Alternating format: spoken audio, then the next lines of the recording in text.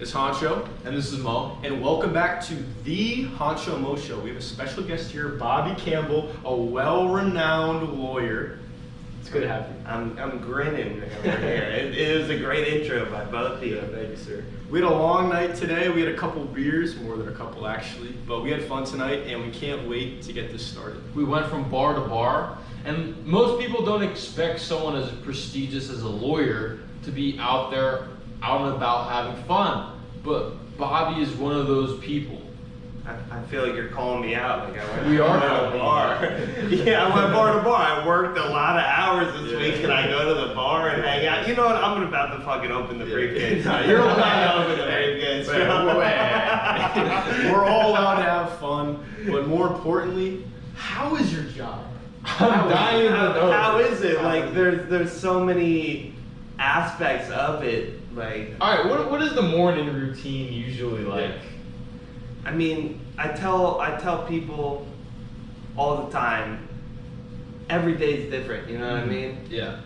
I try to get there 8:30, whatever. If I have court, it's different, but as long as you get your job done, make sure your cases are on point. If you have court, get there, know what you're talking about, talk about it, figure it out. It's not all wins and losses, it's not all black and white. Everyone's like, what's your record? You know, people who say like, and it's a good question if you're not an attorney. What's your record? Because you see it on TV, whatever. It's not that. It's getting the best situation based on the circumstances. That's what I would say. Best situation based on the circumstances. It's not 4-0. It's not 3-2-1. It's just what's the situation? What are the facts? What's the law applied? And let's figure out the best route that we should go. You know what I mean? And I can imagine when it's one-on-one with you and your client, there's no room for jokes. You know what I mean? It's all business, I can imagine, right? I mean, yeah, of course. Yeah. In a sense, sometimes people, you gotta judge the person and you gotta analyze the person how they are. Yep. You know what I mean? Sometimes they want a little comic relief. Yeah, for sure. I could. Yeah. Sometimes I walk into Northampton County Prison, I walk into Lehigh County Prison once, twice a week, and they may want that. Yeah. They may want that. But it's just each individual, you have to take them and you have to treat them as a person. It's not just, here's my job, here's my case, here's X, Y, Z. It's the person, it's the case. Let's figure out what we can do to help you. And that's, I take pride in that, helping this person. No, I think for the average person, when we look at the simple doctor and we looked at the simple lawyer, two of the highest standing, I would say, jobs in society, other than, of course, political aspects, we look at them as if they're a step above everyone else. We have a regard of respect for them because they are more prestigious than others. But getting more to an earthly bound topic, I think reputation is a big thing in your business, right? Yeah, absolutely. But at the same time, and I hope other people take this, understand the same kind of aspect, in the sense that you could be a chef, you could be a janitor, you can be a doctor, a lawyer, whatever. As long as you put your whole heart into a job, as long as you try, as long as you actually respect what you're doing, then I'm gonna respect you back. If a lawyer comes in half-assing, then that's what I'm gonna give you in return. Yeah. And I've always treated it that way. Like a good example is, because everyone's been in the situation, a good example is like you're out to eat and someone just comes up, what can I get you today? Like, you don't care at all? Like, tell me about the specials, tell me about the menu, enlighten me. Like, have some enthusiasm. Right. Love what you do. If you're gonna do it, love what you do, no matter what. And you don't actually have to love it, but make me think that you love it. And that's always a big thing to me. So a point I like to bring up too is, we love the briefcase at Honcho Mo. Tell us about your own personal briefcase and what it means to you. I'm so mad I didn't bring the briefcase home.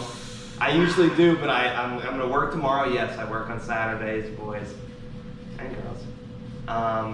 And I'm gonna unlock this briefcase at some point tonight.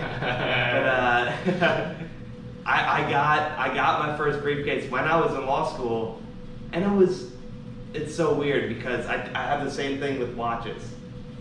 I'll have like not a crazy expensive one, but I'll have like a $200, $300 watch that I'll wear, and then I'll have like a $50, $35 watch from fucking CVS, and everyone compliments me on the cheap watch.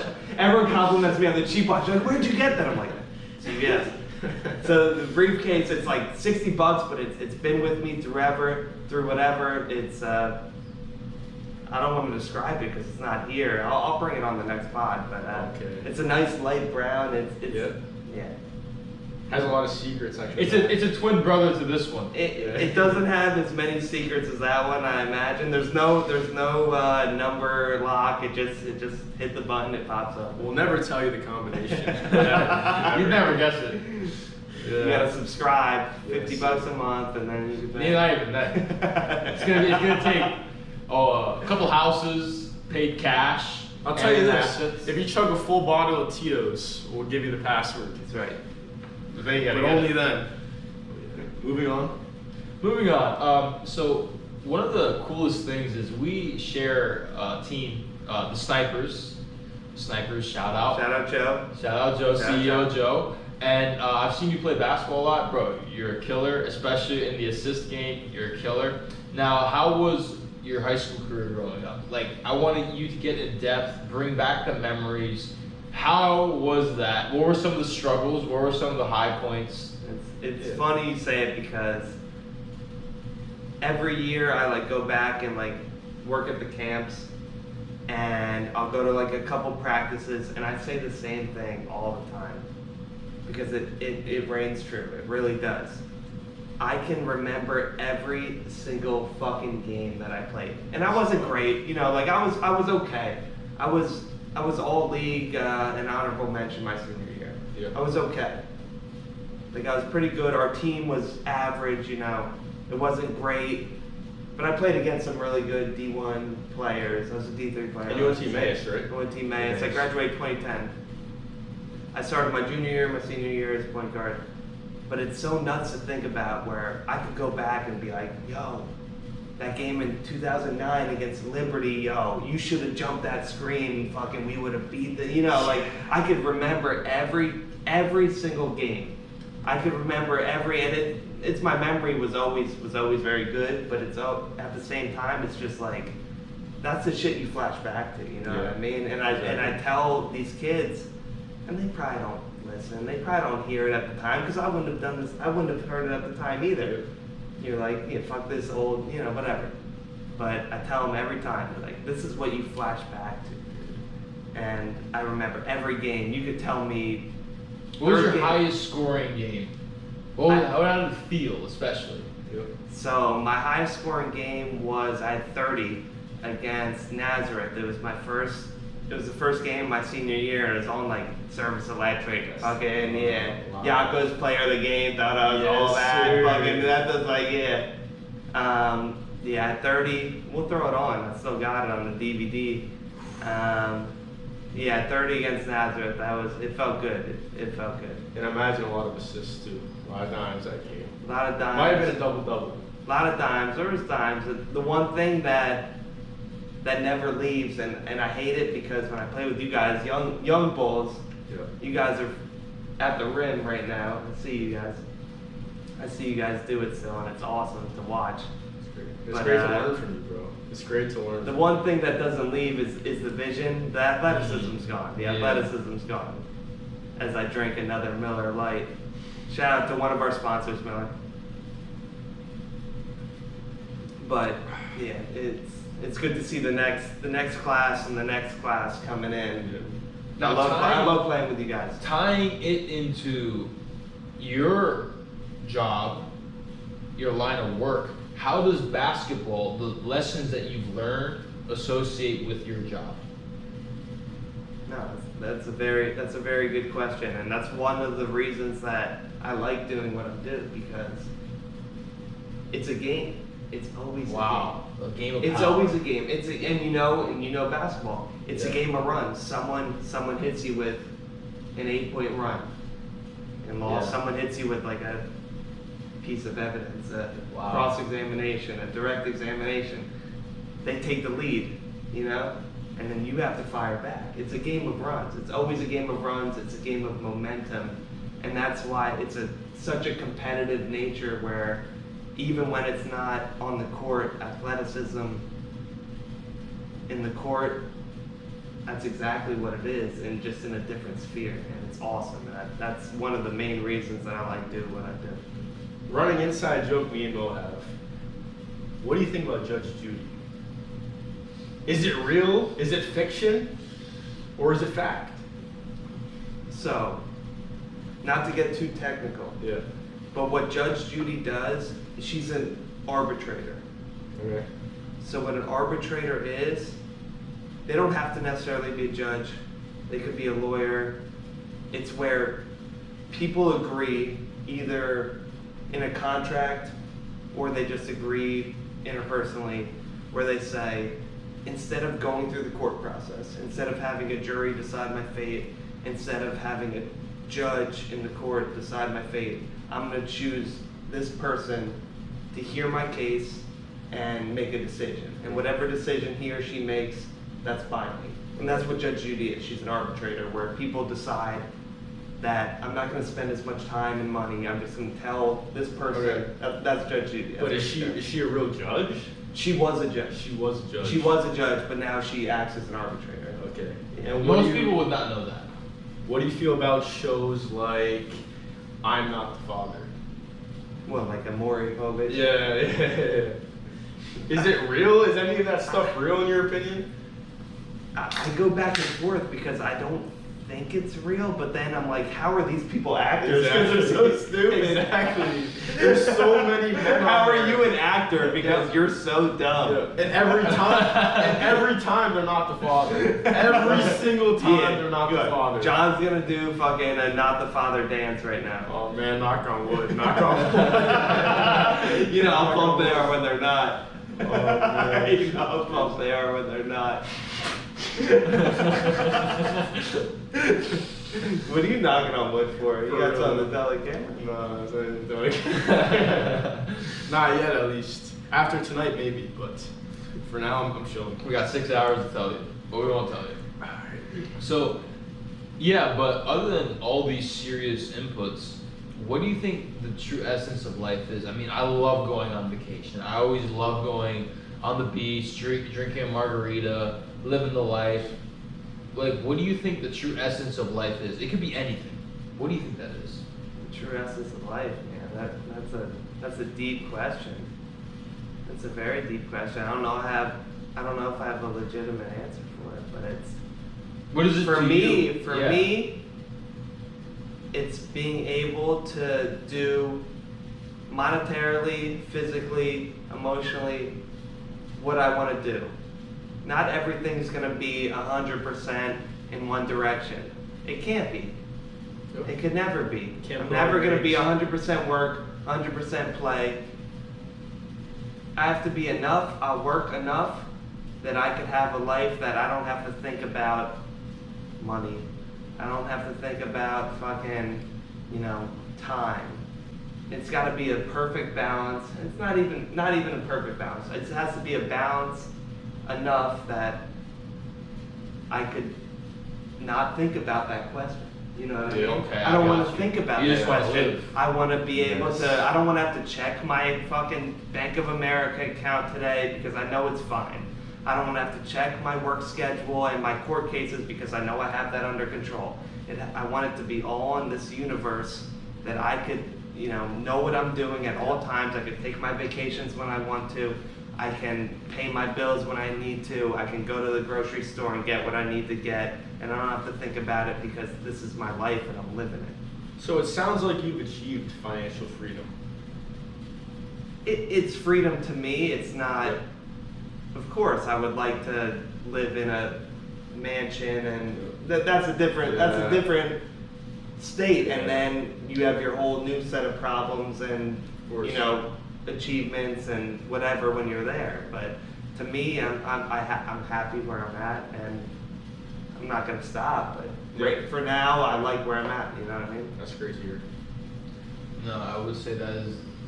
I've been struggling with this concept personally myself, and it says reaching fulfillment of true happiness is the highest form you can be in. And I've always struggled with that because I think there's more to do. As young men, we have ambition. We want to accomplish as much as we can. But I think you have a little bit of wisdom because as the years go on, you start to realize, like, I just want that peace. I just want that happiness. I just want to be able to, again, not check my Bank of America and check how much I have. Not to be worried about tomorrow's work. You said it, man. I can't say it better than you right there. You said it. I agree. I agree entirely. You were saying something about earlier, your basketball career earlier in high school. What do you say to our generation? Because our generation is struggling much more than I think every other generation, especially the generation under us. You know, like they're whatever they are, 8 years old, 5 years old, whatever they are. What advice would you give to us, especially in our 20s, that we could use to have peace and happiness? I feel like you went multiple different directions with that question because I was ready to give advice to these young kids who, the instant that I thought was like these dudes that had to go to elementary school in masks and like it's so different. It's Maybe just you can different. give a broad range of it. It is. It's different, and like I viewed both of you as my peers, even though I'm 10 years older than you. But it's just it's so weird to see these kids now, and I'm scared for them. I really am scared for these dudes. Likewise, yeah. We don't like our own generation, to be honest. John and I do not like our own generation. This is the thing too. When you graduate school, we're all done with school. Looking at these kids who are in school right now, we have no clue what they're learning. We have no clue what they're learning. The teachers that are teaching them, they're all liberal. They had, well, yes. Besides the point, they had 3 years where they're like hybrid, in school, out of school. How can you develop social skills when this is like the prime years that you're supposed to be developing your social skills, your mental state, and they don't know. It's not their fault. It's life's fault that, oh, I'm wearing a mask because I'm supposed to wear a mask, so that's, what are they supposed to say? Yes, I'm wearing a mask. Oh, I could take it down, like, I could look at you in your face now. It's just, their mind is fucking being warped as it's developing at the same time. It's gonna be a very interesting case study as these people grow up to see. And I see it in my line of work, someone who, like, I have all clients who are in high school still, just for whatever. And I'm looking at, they can't look me in the eye. I'm like, I know exactly what you're talking about. We're talking to them, they won't crazy. look me in the eye. And it's not everyone, but it's just very weird because they're used to watching, they're used to watching someone else play, I don't know, like, it's just. Anxiety, porn addiction, we don't know what it is, but we know who's in charge of why it's happening. We can't say it on this podcast, sadly. I agree. One of the biggest problems I see is people cannot look me in the eye at my age. I'm telling you, that's one of the biggest problems. Like, that's like 60% of my age. When they're talking to you, they're like, that's such a big and thing for this me, happened. Older generation. You know what I mean? Yeah. Just imagine me looking at you like this in the podcast, but not looking you in the eye. That's most of our generation. And unfortunately, it's gotten to a point in which I think it's going to come down to the next 1 or 2 years. This is the point in which we fall back completely, or we have a bounce, like a stock, like a chart. We bounce, or we just completely break down because we're at a point in which they fed us everything. Think about it. They fed us the vaccine. They fed us the Ukrainian war. They fed us transgenderness. They fed us pornography. They fed us drugs. Everything is widespread. And now it's going into the school system. But there will always be leaders from each generation. So yeah, we could say that the upcoming generations are fucked, like beyond belief. But there will always be leaders. I have faith in that from each generation. Bobby, we think you're a leader. Of course. Pretty soon we're going to ask you to join the Council of Elders. You guys won't hear about that too much. Council of Elders. But we're going to ask you to bring your briefcase. and we're gonna fill it with information. That's actually that's gonna mandatory. You're actually The briefcase is you're gonna have to The buy another briefcase. I see the briefcase here. I lifted it up. It's heavy. It's definitely heavy. But They think it's I- empty. What do you have to say to the people who think it's dead empty? And hey, I was a non-believer for a second, you know. I asked him about it. I was like, why can John fucking have 2 of them with shoulder pressing them? And it's heavy. I don't know what's in there yet. I guess I'm not in the council of elders yet, but We really want it to be. We really do want it to be. No, we got I- Marty Askernies right now in it. And James. James. The not bandana, here. man. James has been dodging the pot. I heard. Yeah, he has been dodging. He has been dodging. We gotta get James on the pot. I think he's been dodging because he needs a new bandana. He needs to get a new bandana. I think that's why. James went off in the game though a little Yeah. bit. He was board slapping. I was like, James, holy shit, what's going on? He loves that little right hand clap off the board. He loves it. He loves that. Yeah, quick one dribble from an elbow. I think James gets most hype when he gets a shot block. When he blocks a shot, he could score 10 points, but if he scores 2 blocks in a game, he'd rather have the 2 blocks. He just loves it. He's like, denied! What I love about James is like 3-4 years older than me. Yeah. And I feel old playing this. James is in fucking great shape. He's Yeah. athletic. Now, when I speak about intimidation, I feel intimidated by this man. But I don't feel intimidated more than anyone than James. Bro, I see James as like Love a James. businessman. I'm like, how are you doing nothing with your time and making money? This guy doesn't work. James 9 here does not work. Going back The Jew. going back to financial freedom. You know what I mean? I don't know. I feel like he contracts for a living. I Bro, think he he, I think he trades. makes. He trades stocks. I go to, he's like, yeah, I made $2,000 today. I'm like, bro, like, what the hell? I don't know. I'm just trying to I don't get this know. I don't know the accuracy. I don't know. Yeah. I think he But he contracts has a with- side hustle, Yeah. contracting. Yeah. He's a handyman. Yeah, of course. Yeah. You guys are on the trading game. I never like. I always I had to wanted. give it I up. always wanted to get into it, but I worked too much in my own job to be like, I don't know enough about it. And I was like, Yep. man enough to be like, I don't know. Guide me Yeah. if you're gonna guide me, but make me. I don't know. I think the most important thing is you got to understand what type of person you are in the markets. There are investors, there are core position traders, like which I am. Yeah. There are What does that swingers. mean? Core position means like you build a core position. You build a position. You're either long or short. You got long, which is you're betting the market goes up on a couple stocks or many stocks, or you got short, which is you're betting the market goes down on stocks. Okay.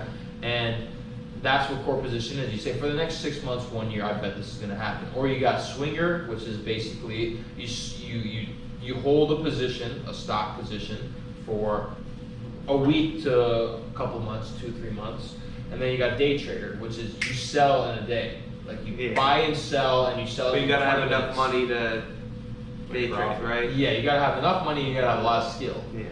Yeah. Once you find your, I think every single human being has a talent in every single one of these. But once you find your talent, whether it's investing, whether it's core, swinging, day trading, but it's a very tough business because it's really mental. It's- You gotta have a it's lot up of and down, discipline. I'm sure. You could blow up like your half net worth. Take a piss. Alright, bet. Fucking up the camera, my bad. Now you good, bro. You good. So, John and I. So, John, what do you think about Bobby Campbell? This is half of the podcast film. What do you think? He's a great lawyer, man. He sounds like he's won a lot of prominent cases. He sounds like his clients, they're fond of the guy. They love him. Well, I got to admit something. I think Bobby might be the best guest we've had on the podcast yet. We're getting into some pretty dirty business on the side. Not to alarm you guys, but we need a lawyer. We're gonna need a lawyer. We have a briefcase, but we're gonna need a lawyer. We're not lawyers. We've never been to college, and this is where Bobby comes in. And I'm just very happy to have someone to defend us. You need anything, dude? Any shot, anything will do. Good, you're taking jail, I guess. I like to have clients in jail. It's just I have some clients who are in jail and I'm trying to get them out. You know? But that's the I don't want to say diversity of it. It's the dichotomy of it. What opinion do you have of jail overall? Jail? Any clients that I have, criminal clients that I have, alleged criminal clients that I have, my goal is always, let's keep you out of jail. That's always my goal. And I've encountered clients who have an option of house arrest, probation, a week in jail, and sometimes they take jail. Sometimes that's their option that they want to choose. But from my perspective, it's always the client's decision at the end of the day. My perspective is, what can I do to keep you out of jail? Because jail's a fucking terrible place, man. It's a terrible place. I go there once every couple weeks, and I'm around there, and it's just, it's not where you want to be. You feel the negative vibration? Absolutely. You feel worse about yourself when you walk out of there. And like everyone's had some kid they grew up with, their buddy that ended up there for, months, years, wherever. And it sucks, dude. It sucks. And then I know buddies that went there, and I know family that went there, and then I'm there defending other people. It's just, Nobody wants it to be there. stinks, man. It Nobody sucks. wants to be there. No one plans to be there, Yeah. Like, people look down on their throne like, Yeah. oh, jailbird, fuck them. Like, no one wants to be there. No one planned to be there. No one fucking wanted to do that first line of whatever. Yeah. I've No one done a wanted lot to- of things that could get me in jail. A lot. Like, I've drove many, many times. And Stop. yeah, completely stop. Because it's not worth it. Like, honestly, it's going to cost you so much money. It's going to cost you maybe a day or a couple days. Well, your in jail. time is most important. You drunk drive, you get caught. What are you doing, Bobby? How much time are you doing? It depends. I could explain the whole DUI system in Pennsylvania. I want to know that. Because, like, a lot of people, I think most people that drink actually drive drunk. Most of them don't get caught. Everyone's driven drunk, which is terrible. Yeah. So what in Pennsylvania, in a general sense, there's 3 tiers, depending on your BAC or if you're doing drugs. There's 3 tiers, and each tier increases your penalty. Each time, it's your first DUI, second DUI, third DUI, increases your penalty. But the main point to take from it, there's a whole chart explaining this. The main point to take from it, if you drive drunk and you hit someone and kill them, you're doing 3 years minimum. You could be a, honor student, college degree. If you drive drunk one time and you fuck up, you run a stop sign and you hit someone and you kill someone, you're doing 3 years in jail at a minimum. And it's not worth it. I've seen great people. I've seen people that are destined to awesome things, engineers, pre-med, whatever. And they fucked up one Even time. those people, that's unbelievable. They fucked up one Engineers time, and and they have their kid in their car. They have a minor in the car. They hit some. It's not worth it. Yep. You have so many options. You have Uber. You have Lyft. Whatever. Take the Uber. Take that. Even if you're not sure. Even if you're. I drank a couple. Take an Uber. It's not worth it. What It's if just you not. have an expensive car in the parking lot? Still take it? It doesn't Yeah. matter. Okay. Yeah. And you're saying 3 years if you're lucky. That's If you minimum. kill someone, 3 years. Yeah. Okay. And that's still a huge chunk of your life, no matter how you look at it. Huge. You know how much time That's like 10% of your life, to be honest. 'Cause Exactly. after like 40, like what are you doing? I mean, like 50 at least. Let's say. Especially us three, the way we look at life, we could do so much in a week, a month, of 1 year. But if you're in jail for 3 years, I see it as my life being over. My life is over. That's Uber. how I see it. Uber, call an Uber, Call an $9. Uber. That's like. Bro, what is $9? Come on. You don't want to ruin your life, guys. You can drink, but don't drive. Wow. It's true. I feel guilty myself. It's all right, What kid. are, other than that, what are some things that you do for fun? Because I gotta know what a lawyer does for fun. Oh, Golf? I'm not a A typical bit lawyer. of a golfer. I'm not a typical lawyer. A typical lawyer does golf, and I do golf as well. But most lawyers aren't playing in fucking leagues on Sundays Yeah. trying to fucking Euro step through the lane. Yeah. But I used to, when I first started as a lawyer, I used to write. I had my own website. Yep. As a sportscode.com. Me and my boy from college started it up, and like it started getting some traction. Like Barstool tweeted us. Like Wow. we used to we got some traction. It's, I went to Syracuse. It's a journalism school in America. That's what I went for. I went for public relations, and we started our own website up. It got some hits. We used to fuck around with so it's the sportscode.com. Yeah. So which is a great URL, by the way. It's since been taken. Yeah. It's since been taken because we stopped paying on it. But I used to enjoy that, but you have to be up to date on it, like every second. The sports media moves at a fucking nanosecond. You know what I mean? Yeah. You got to be on it. But once I got a real lawyer job, we kind of fell off it. But so I used to like to write. I played ball. How was writing? So we actually have a book being published in a couple of months called The Banter Bible, and I've heard about it. Yes, sir. And what would you say for journalism, especially because I think journalism is one of the highest forms of writing? What would you say are some key concepts and important points? I think you just gotta relate to the audience. You know what I mean? I mean, John and I do not relate to the audience at all. What do we do then? Well, I think you gotta start relating to the audience. You could be the best writer in the world, or you could be a shitty writer, but if you can fucking grab someone's heartstrings, that's what makes you anything you've ever read.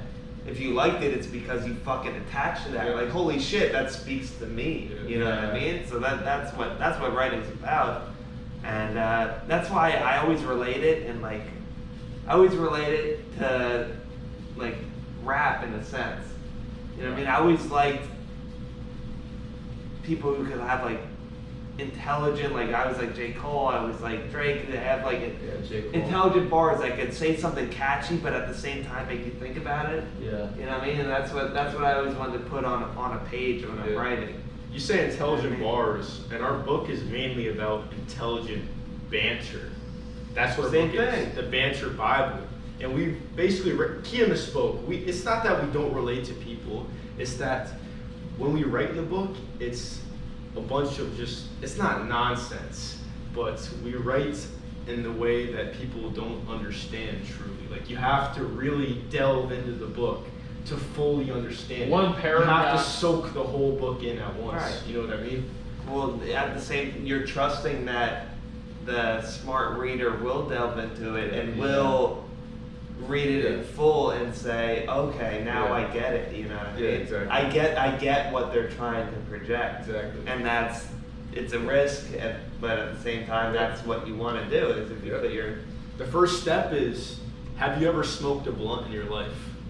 If you have, you'll understand the book.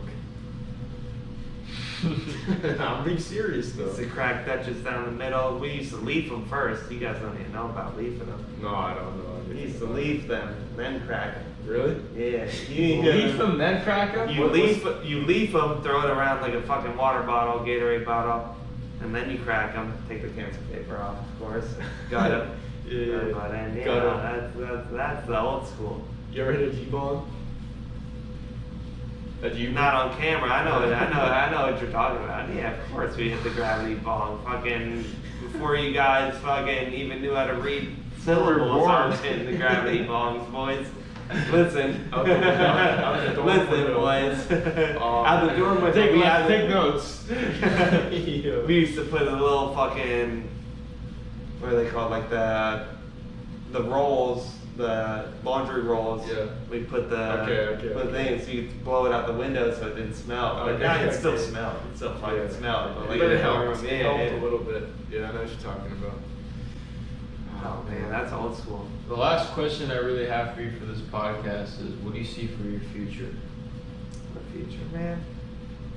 I want a detailed explanation. I don't want no. What do you have planned? I want a detailed explanation. I'm gonna give you a lawyer explanation because that's what I'm programmed to do. All right. It's day by day, man. I'm trying to grow my business within the firm, with outside the firm. Just trying to get better as a person, get better as an attorney. And just, every day, man. Every day. I want to win every day. Okay. I see. Every You're single fighting day. a war right now. Love to hear that. You're fighting many wars, many battles. Everyone is. Yeah. You never want to lose a day. Never want to Win take a the day day. for granted. What happens if you lose a day? If you lose the day, then you win the next two. No, like you don't work in a day. Yeah, what if you take off a day? What if Just you 'cause- take off? Just because you're lazy. It's because you're lazy. Just like, I have a case work to do. Like that doesn't even go through your mind. That's crazy. That doesn't even go through his mind to take off a day. What happens if you take 2 days off? People are relying How on far behind do you People fall? are relying on I don't want to think about it. Yeah. No, you have to obviously take breaks for yourself too, because that's part of winning a day too. mental health. Yep. Yeah, take that break. That's winning the day too. But if you have something to do on that day, you better fucking do You it. better do it. If you gotta get up early, But get up also early. take off the next two then if you needed to. Yeah. Mm. It's all about strategizing your fucking day, your life, your week, your month, and figuring out what works for you Yep. to make you happy, to make you money. Because you need time off for yourself. You can't be serious because you'll fail in the long run. You need time to relax and to recuperate. You know what I mean? Absolutely. Yeah. Always. Bobby. Appreciate you Great guys. having you, I man. appreciate It's good to you have guys. you. It's so funny seeing the camera. I talk in front of a fucking judge all the time. I can't get look at Just hold it, man. Just hold it. Can I hold it? Just hold it. Go ahead. Oh my. Yeah. This is the man right here. Best lawyer in Bethlehem. He is the best lawyer.